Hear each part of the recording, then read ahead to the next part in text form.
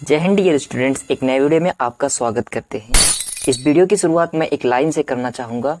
कोशिश करने वालों की कभी हार नहीं होती, डर डर के नैया कभी पार नहीं होती, बिना कुछ किए ही जय जयकार नहीं होती, कोशिश करने वालों की कभी हार नहीं होती। तो डियर स्टूडेंट्स, आपको भी पूरे जी जान से लगना है और अपने बोर्ड एग्जाम्स की तैयारी करनी है। तो उसी के सीरीज में मैंने एक और इम्पॉर्टेंट क्वेश्चंस को यहाँ पर लेकर आया हूँ आपके लिए। व्हीटस्टोन सेतु, जिसे हम व्हीटस्टोन ब्रिज भी कहते हैं। इससे पहले मैंने किरचॉफ के दोनों भी नियमों को बताया है। अगर आपने वो वीडियो नहीं देखा है तो आप चैनल पर जा करके उन दोनों वीडियो को सबसे पहले देख लीजिए, और चैनल पर नए हैं तो चैनल को सब्सक्राइब कर लीजिए और वीडियो को लाइक कर दीजिए, क्योंकि इसी तरीके के जितने भी इंपॉर्टेंट क्वेश्चन हैं, चाहे वो फिजिक्स के हों, चाहे वो हिंदी के हों या फिर इंग्लिश के हों, इस चैनल पर आपको प्रोवाइड कराते रहेंगे। और हम चाहते हैं कि आप भी बोर्ड एग्जाम में अच्छे से अच्छे मार्क्स को स्कोर करें। आपका जो भी एम है 90 प्लस स्कोर करने का, हम आपके साथ हैं। तो चलिए वीडियो को शुरू करते हैं। यहाँ पर व्हीटस्टोन सेतु की बात कर लेते हैं। यहाँ पर आपको रटना नहीं है, मैं एकदम बेसिक से आपको बता दूंगा। इसमें दो ही चीजें होती हैं, एक तो इसका सिद्धांत है, दूसरा इसके परिपथ आरेख है, और तीसरा इसके अगर फार्मूले को पूछा जाए कि संतुलन की स्थिति में क्या सूत्र होता है, वो भी मैं एक्सप्लेन कर दूंगा। तो यहाँ पर सबसे पहले हम इसके परिपथ की ही बात कर लेते हैं। देखिए, व्हीटस्टोन सेतु बनाते समय आप लोग मात्र 5 चीजों का याद रखना चाहिए आपको। देखिए, सबसे पहली चीज है, 4 आपको प्रतिरोध यहाँ पर चाहिए होंगे। कौन कौन से? P, Q, R, S। 4 प्रतिरोध चाहिए। 2 कुंजी, कुंजी का मतलब होता है कि बटन जैसे होती है। कौन सी? ये वाली। एक यहाँ पर हमारे पास K1 है, दूसरी बटन हमारे पास K2 है। तो एक हो गया प्रतिरोध, दूसरा हो गया कुंजी, तीसरा हो गया सेल। सेल का मतलब होता है बैटरी, जिससे हम इस पूरे सर्किट में करंट देंगे, वो एक सेल होती है। तो यहाँ पर हमने सेल लगाया है। ये बड़ी वाली प्लेट को प्लस कहते हैं, छोटी वाली को माइनस कहते हैं। एक होगा हमारे पास वर्ग और एक आयत। वर्ग कहाँ है? यहाँ पर ये एक वर्ग के शेप का ये वाला पूरा फिगर होता है। इसमें 2 विकर्ण होते हैं। इस वाले अपोजिट कोने को यहाँ से मिलाते हैं तो एक विकर्ण बनता है, और इस वाले अपोजिट कोने को यहाँ से मिलाते हैं तो एक दूसरा विकर्ण बनता है। ठीक, तो इतनी चीजें हो गई। अब आयत कहेंगे आप।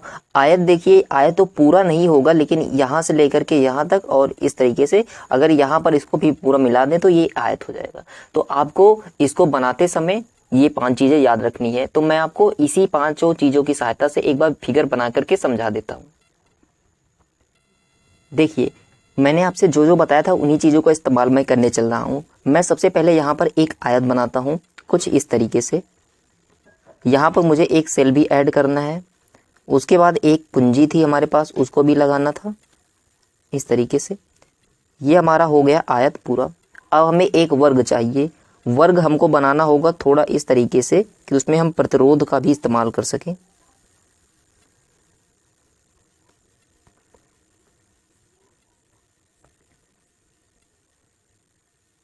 इस तरीके से आपको बनाना होगा। और अब यहाँ पर देखिए, हमारे पास एक आयत हो गया, वर्ग हो गया। अब हम इसमें 4 प्रतिरोध लगाते हैं।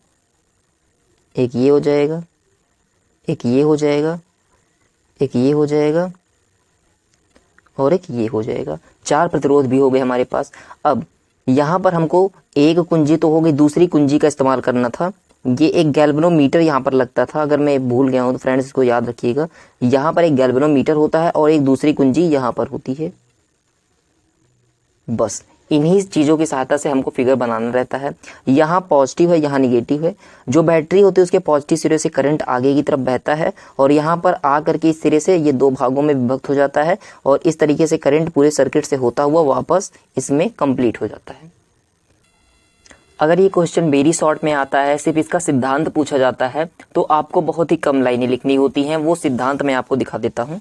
यहाँ पर है P/Q is equal to R upon में S। यहाँ पर P, Q, R, S 4 प्रतिरोध हैं। यहाँ पर बताया जाता है PQ, ये संगत प्रतिरोधों का जो अनुपात होता है वो दूसरी भुजा के जो संगत प्रतिरोध हैं उनके अनुपात के बराबर होता है। सिद्धांत में बस यही इतना लिखा जाता है। अगर ये कहीं 1 नंबर में आता है क्वेश्चन, अगर ये क्वेश्चन 4 नंबर में या 5 नंबर में आता है और आपसे पूछा जाता है इसके पूरे सिद्धांत को, परिपथ आरेख को बनाइए और संतुलन की स्थिति में इसके फार्मूले को डिराइव कीजिए, तो आपको कुछ चीज़ें लिखनी होती हैं। मैं वो बता देता हूँ।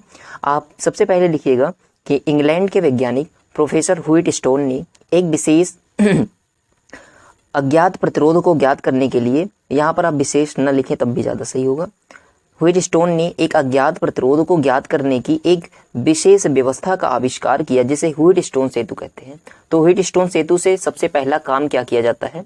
इसका सबसे प्रमुख उद्देश्य था कि हम किसी भी एक अज्ञात प्रतिरोध रेजिस्टेंस को पता कर सकते हैं। मतलब P, Q, R ये तीन हमें रेजिस्टेंस पता होते हैं, ये चौथा रेजिस्टेंस हमको नहीं पता होता है। मतलब जो भी हमारे पास अप्लायंस है, मतलब कि जो भी चीज़ है वो हम यहाँ पर इसको ऐड कर देंगे और संतुलन की स्थिति में हमारे पास फार्मूला क्या निकल के आएगा? P/Q।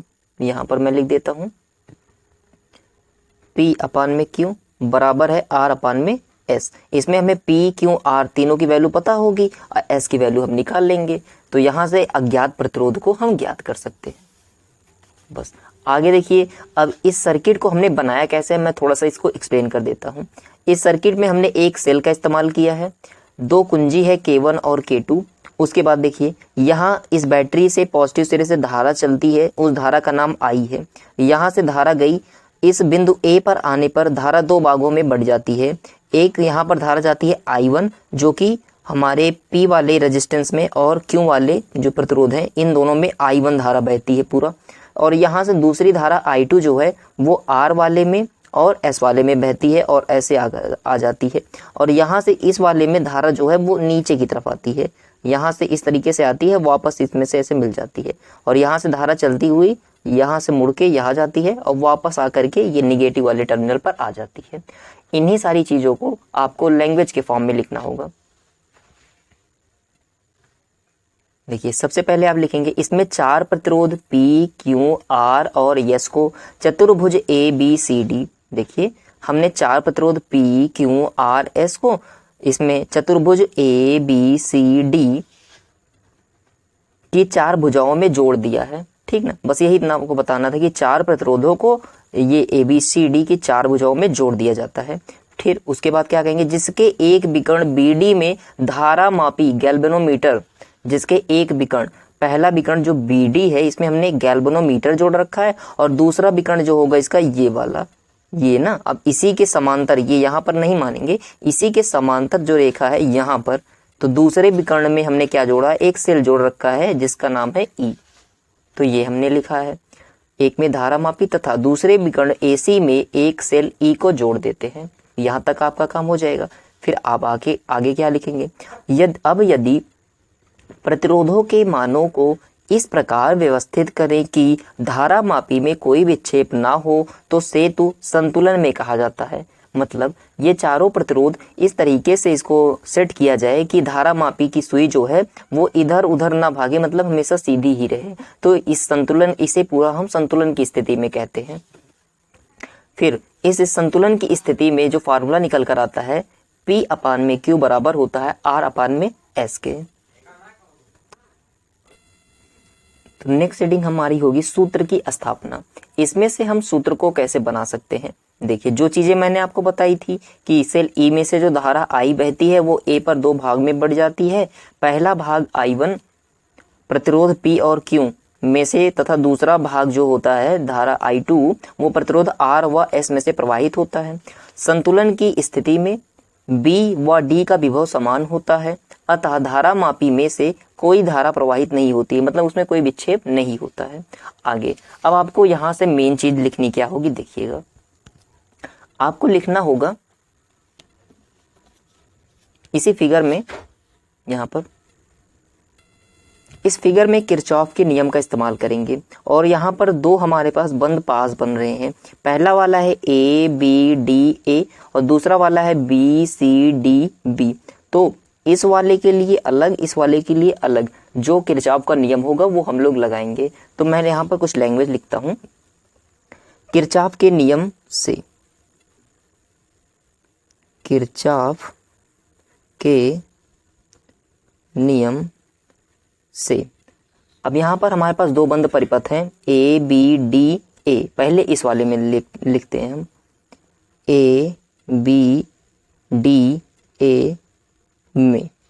देखिए किरचॉफ का जो दूसरा नियम था उसे अगर हम यहाँ पर लगाते हैं, किरचॉफ का दूसरा नियम कहता था किसी बंद पास के विभिन्न खंडों में बहने वाली जो धारा होती है और उसका जो संगत प्रतिरोध होता है ठीक, उन सब के गुणनफल का बीजगणितीय योग जो होता है वो बराबर होता है विद्युत वाहक बलों के बीजगणितीय योग के। क्योंकि ये हमारा एक पूरा बंद पास है, यहाँ पर हमें कहीं भी विद्युत वाहक बल मतलब कि बैटरी लगी हुई नहीं है, तो यहाँ पर उसे हम शून्य मानेंगे।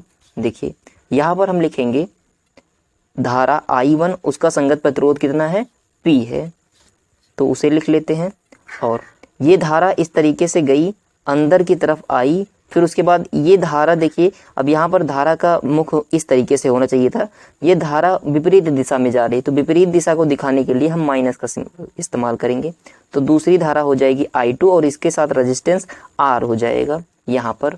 ठीक, अब कुल विद्युत वाहक बल कितना है, 0 है। यहाँ पर कहीं पर भी बैटरी नहीं लगी हुई है, इसीलिए हमने इसको 0 मानना है। इसे हम इस तरीके से कह सकते हैं I1P बराबर है I2R के। ठीक, ये समीकरण नंबर 1 हो जाएगा। इसी तरीके से ये दूसरे वाले परिपथ में भी हम यही नियम लगाते हैं। यहाँ पर देखिए धारा आ रही नीचे की तरफ I1 और इसका संगत प्रतिरोध Q1 है, लेकिन इस धारा को देखिए यहाँ से आ करके ये धारा ऐसे मुड़नी चाहिए थी, ये धारा विपरीत दिशा में जा रही, इसलिए जो I2 होगा वो माइनस सिंबल के साथ लिखेंगे। इस वाले में भी विद्युत वाहक बल कुछ भी नहीं है, कोई भी बैटरी नहीं है, इसलिए 0 लिखा। हम यहाँ पर ऐसा कर सकते हैं I1Q और इस माइनस को इधर भेजेंगे तो ये I2S हो जाएगा, ये मान लेते हैं समीकरण नंबर 2। फिर हम कहेंगे समीकरण 1 में 2 से भाग देने पर, चलिए भाग देंगे। तो पहला वाला जो समीकरण बना था हमारे पास वो इस तरीके से था, I1P बराबर I2R। अब इसमें देखिए इस बाएं पक्ष में बाएं पक्ष से भाग देते हैं तो ये हो जाएगा I1Q और इधर ये दाहिना पक्ष से भाग देते हैं तो ये हो जाएगा I2S। यहाँ पर ये I1 कैंसिल हो जाएगा, I2 से I2, तो हमारे पास बचता क्या है, P बटे में Q बराबर में R बटे में S। तो ये संतुलन की स्थिति में फार्मूला होता है। अगर वीडियो आपको अच्छा लगा हो तो चैनल को लाइक सब्सक्राइब कीजिएगा। धन्यवाद।